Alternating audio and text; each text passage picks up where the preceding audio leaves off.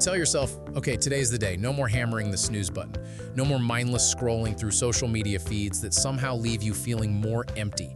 No more promising yourself you'll finally start that workout or eat that healthy meal, only to find yourself at the end of the day right back where you started, feeling stuck and frustrated. What if I told you that feeling of being trapped isn't a personal failing? It's not about a lack of willpower. It's about a hidden automatic script running deep inside your brain. And while that script is powerful, it is not unbreakable. What if I told you that feeling of being trapped isn't a personal failing? It's not about a lack of willpower.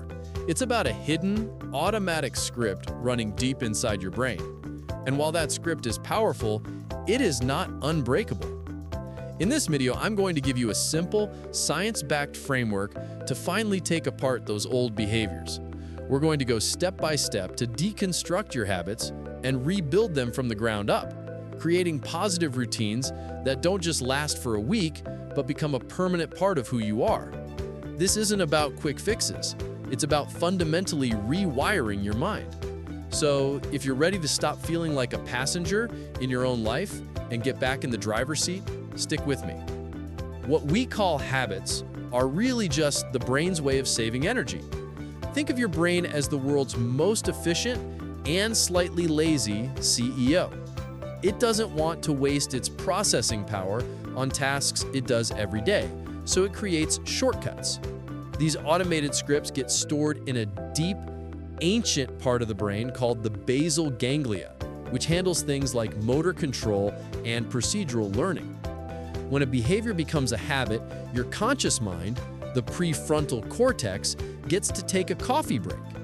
The basal ganglia takes over, running the show on autopilot. It's why you can drive your usual route to work and suddenly realize you don't remember the last 5 minutes. Your basal ganglia was steering the wheel. This system is brilliant for efficiency, but it's a huge problem when the automated script is a bad habit. Trying to use raw willpower to fight it is like trying to stop a factory assembly line with your bare hands. You might hold it back for a minute, but eventually you get tired and the machine starts right back up. This is why you feel so drained when you try to resist a bad habit. You're fighting a deeply embedded energy-saving program in your own brain. But here's the good news. Because habits are learned, they can be unlearned. The key isn't to fight the system head-on, but to understand its language and rewrite the code. And that's exactly what we're going to do, starting now. Identify your bad habit and its triggers. The first, most crucial step in this whole process is to go from being a passive participant to a mindful observer. You can't change a program you can't read. Every single habit follows a simple 3-part loop that scientists call the habit loop. Made famous by author Charles Duhigg, it consists of a cue, a routine, and a reward. The cue is the trigger, the signal to your brain to kick off a specific behavior. Cues can be anything: a time of day, that 3 p.m. slump, an emotional state, stress or boredom, a place, the kitchen, or even certain people. The routine is the habit itself, the action you take, whether it's physical, mental, or emotional. This is you reaching for the cookie, opening your phone, or biting your nails. The reward is the payoff you get from the routine, which tells your brain, hey, this loop is worth remembering for next time. The problem is our bad habits run so automatically that we're often oblivious to what's setting them in motion. It's not always a conscious choice. The process can kick off before we've even had a chance to think about it. So your first mission is to become a detective of your own mind. For the next week, pick one bad habit you want to change. Just one. Don't try to boil the ocean.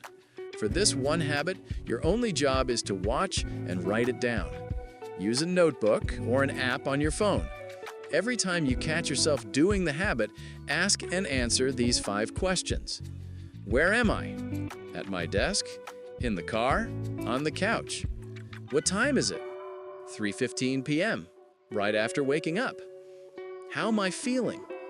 Bored, stressed, anxious, lonely? Who else is here? Alone? With my kids? With coworkers? What happened right before the urge? Finished a tough task, got a notification, sat down to watch TV. Let's say your bad habit is mindless snacking. After a few days, you might see a pattern. It isn't random. You snack at 3:30 p.m. at your desk when you're feeling tired and bored, or maybe it's at 9 p.m. on the couch feeling a little lonely.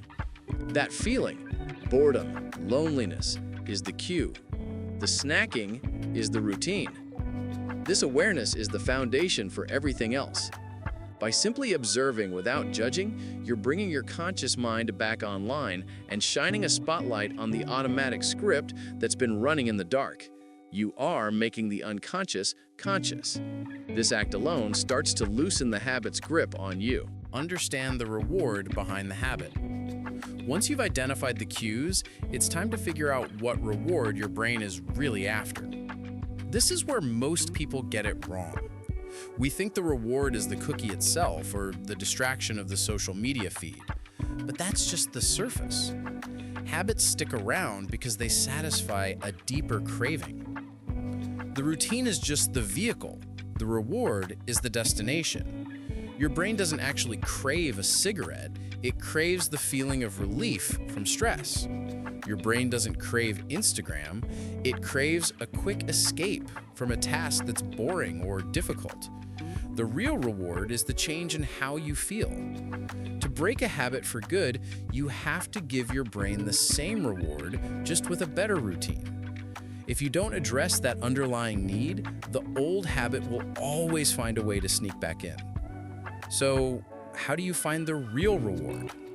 You experiment.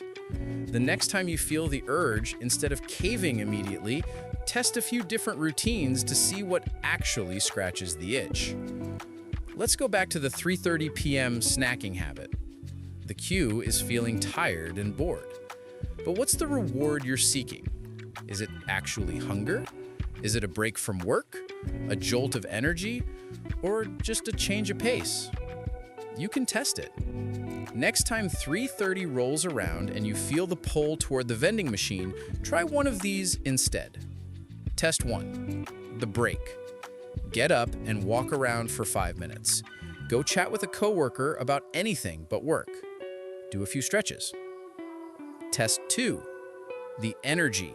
Instead of sugar, try a cup of green tea or a cold glass of water. Do 20 jumping jacks in your office. Test 3. The hunger. Eat a healthy snack you brought from home, like an apple or some almonds. After each test, check in with yourself. Is the urge gone? If you walked around for 5 minutes and the craving to snack just vanished, you found it. The true reward was a distraction and a break. The junk food was just your old, clumsy way of getting it. This experimentation is critical because it proves to your brain that the routine is replaceable.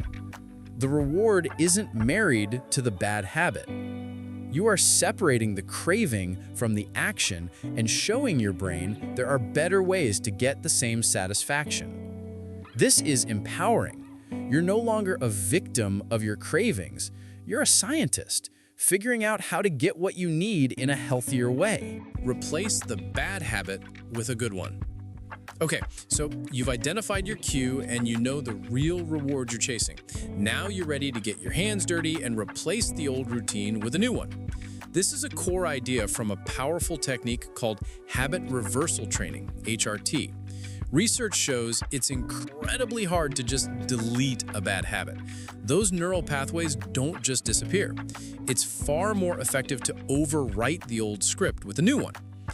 You're going to use the existing cue and reward, but simply swap out the behavior in the middle.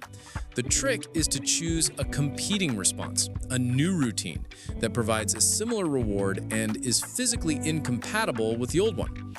This needs a pre-planned decision. You can't wait for the urge to hit to figure out what to do.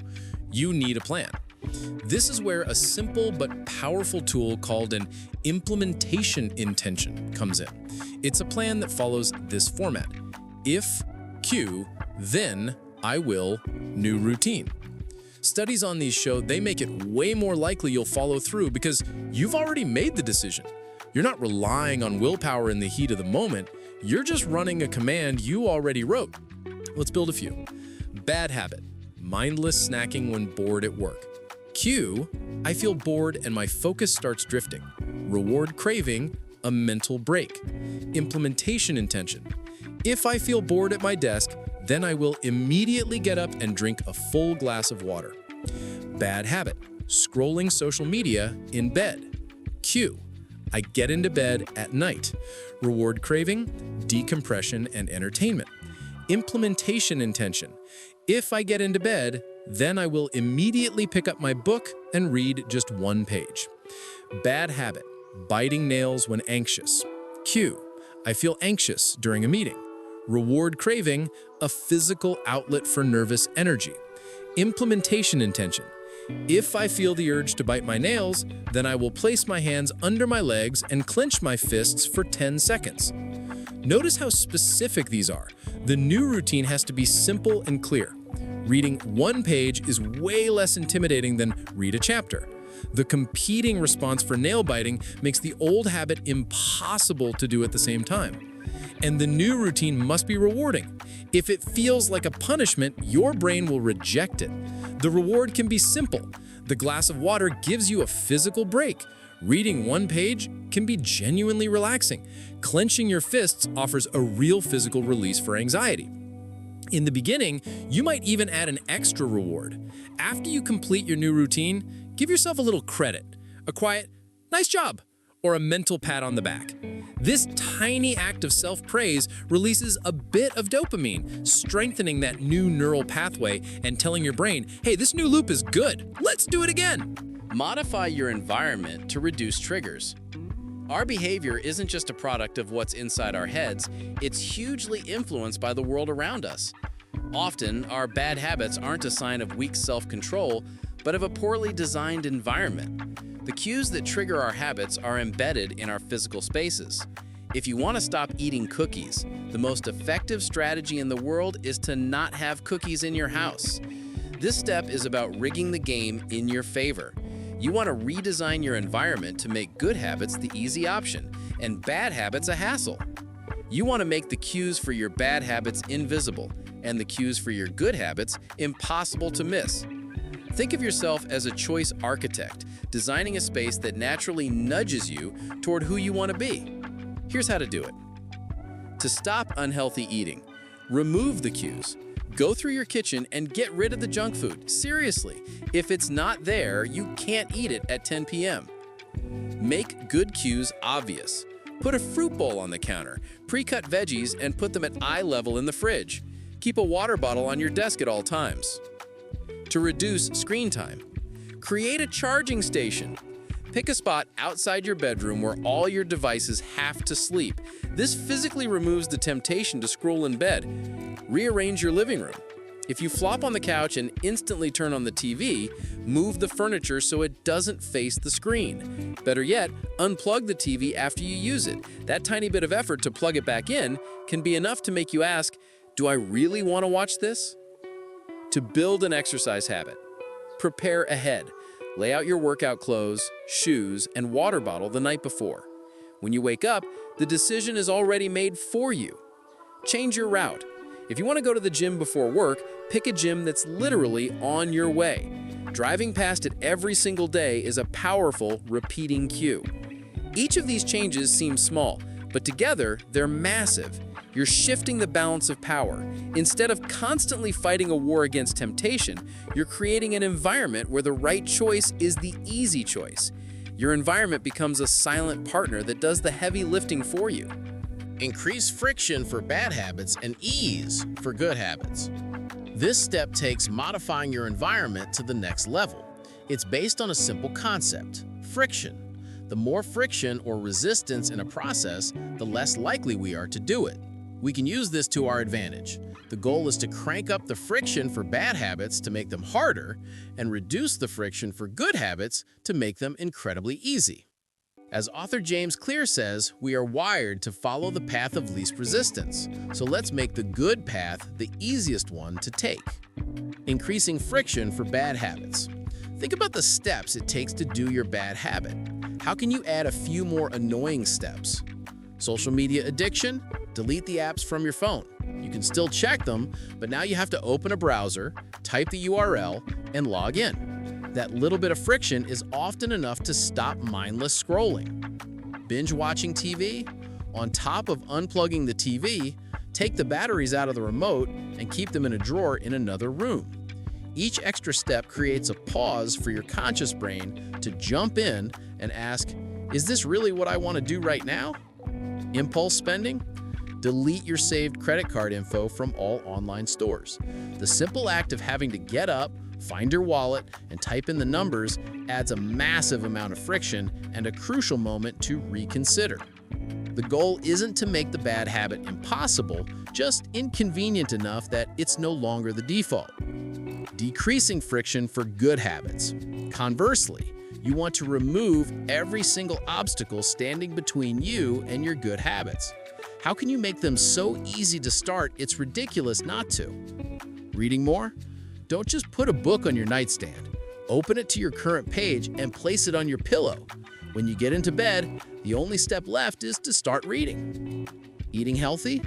Sign up for a meal kit service or spend an hour on Sunday prepping your meals for the week. This slashes the friction of cooking a healthy meal on a busy night. Practicing an instrument? Don't keep your guitar in a case in the closet.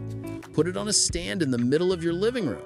Making it visible and accessible lowers the activation energy you need to just pick it up and play for a few minutes. This is the essence of the 2-minute rule. A new habit should take less than 2 minutes to start. Read before bed becomes read one page.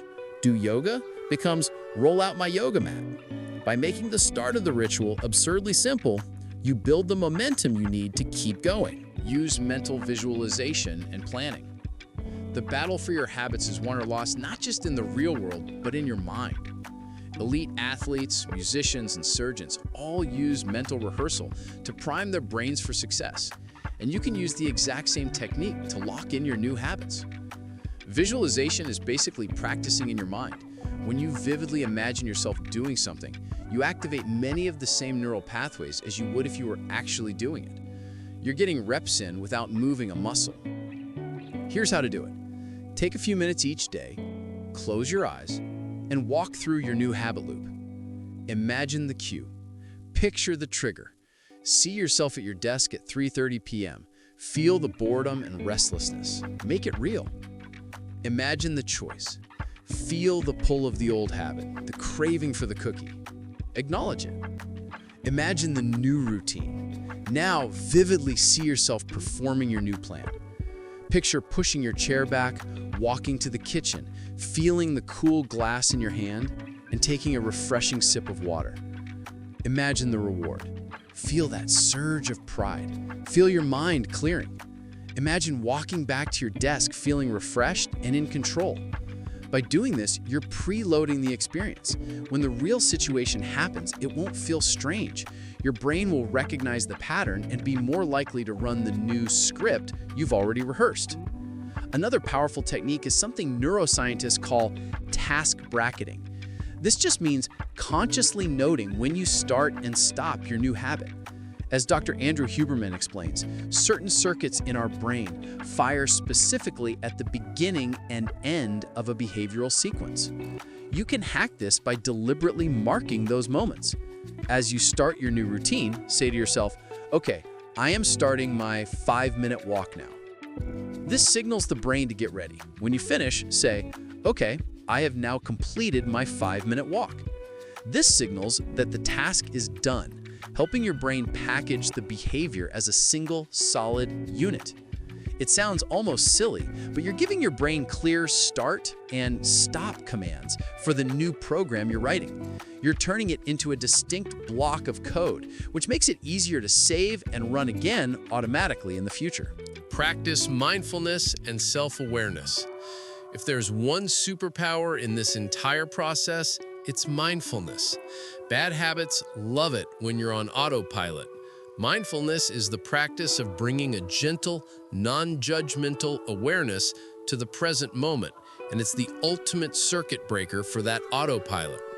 Mindfulness isn't about forcing your urges away, it's about observing them without getting carried away. It creates a tiny, critical space between the cue and the routine, a moment of choice. In that space, you have the power to decide rather than just react.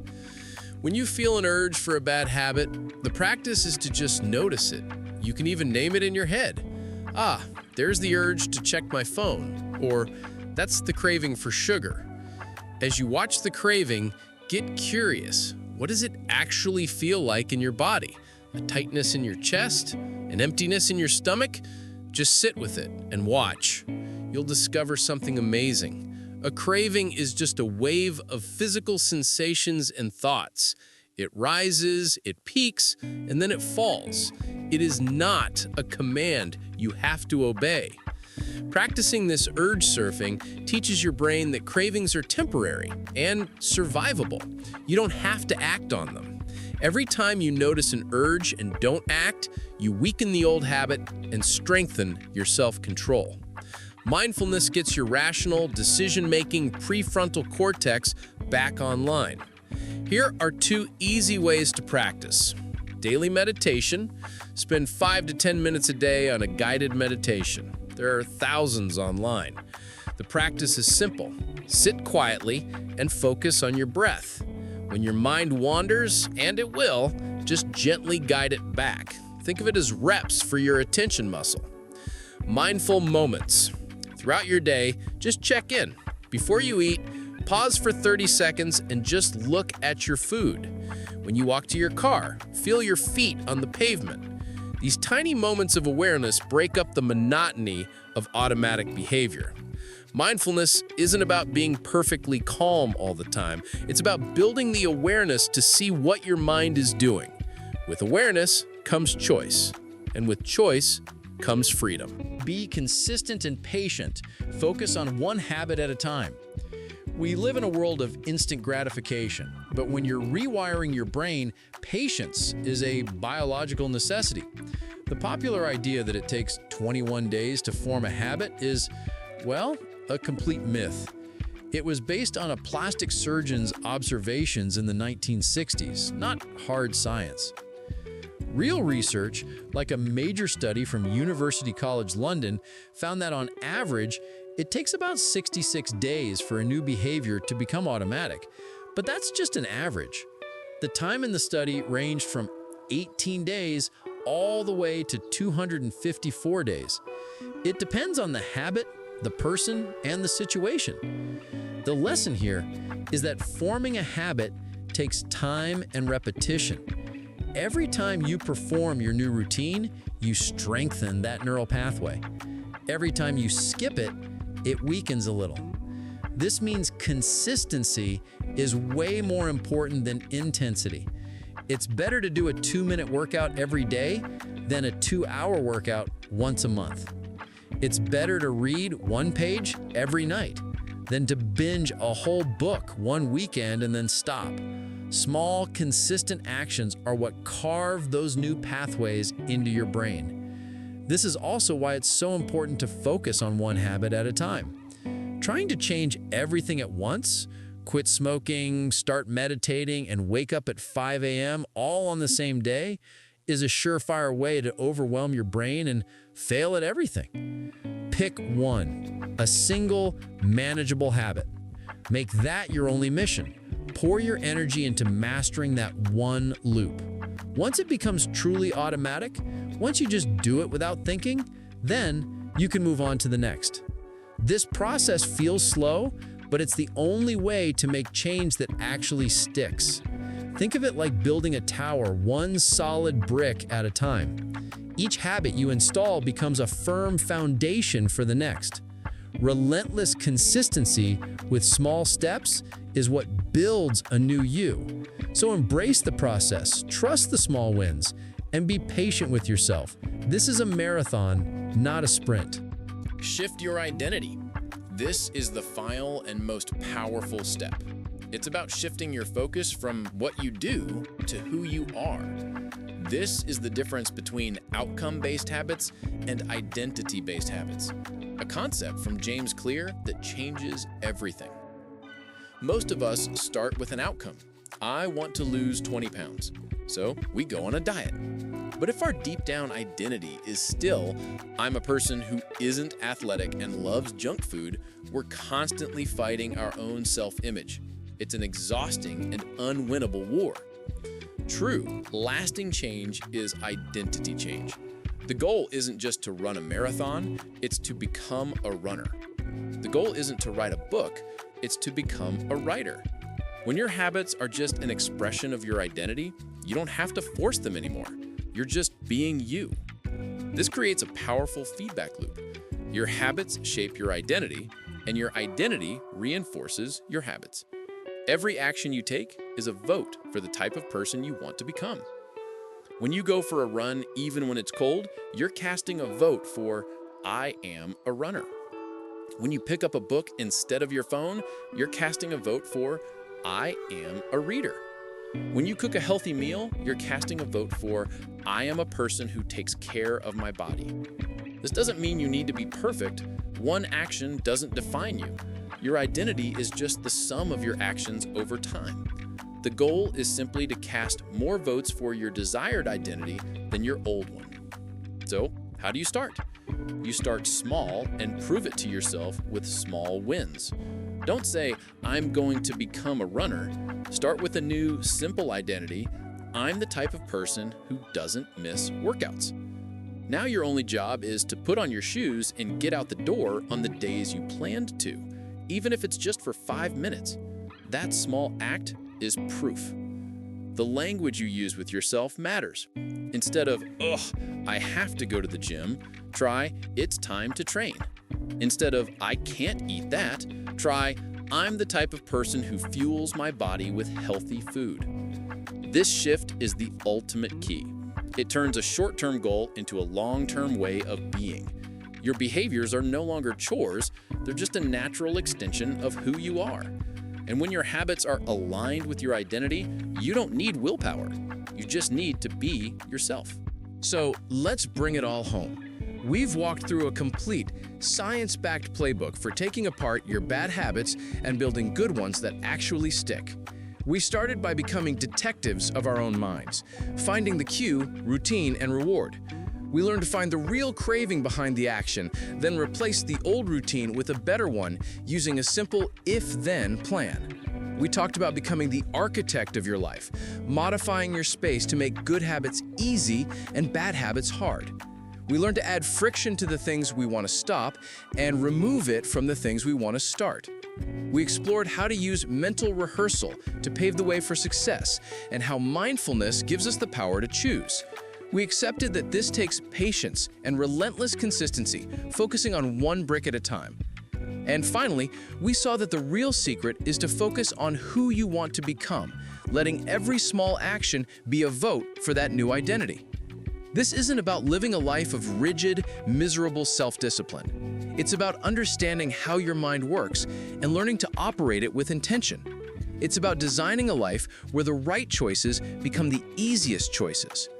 So, my challenge to you is this. Don't wait. Start today. Pick one small habit. Just one. And now, do one thing for me. Go to the comments and tell me, what is the one habit you're going to start working on today? By writing it down, you're making a commitment. You're taking your first step and joining a community of people who are on this journey right alongside you. If you found this guide valuable, please subscribe and turn on notifications because we have so much more to explore about how our minds work. Remember, you have the power to rewrite your own scripts. Start with a single word. Start now.